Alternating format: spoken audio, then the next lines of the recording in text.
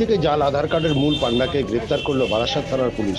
জাল আধার card, pan card তৈরি করার অন্যতম কারিগর দীপক মণ্ডল সহ 5 জনকে গ্রেপ্তার করলো বারাসাত থানার পুলিশ। জাল ভোটার কার্ড, আধার কার্ডের তৈরির ক্ষেত্রে সমীরের সাকরেদ দীপক মণ্ডল। জাল ভোটার কার্ড, আধার কার্ড তৈরি করার ক্ষেত্রে সমীরের সাকরেদ দীপক মণ্ডল।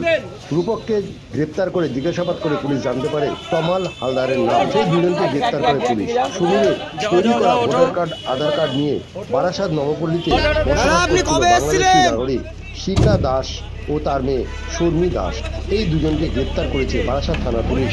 তবে মোট 5 জনকে বারাসাত আদালতে তোলা হবে। এই 5 জনকে বুঝাস না।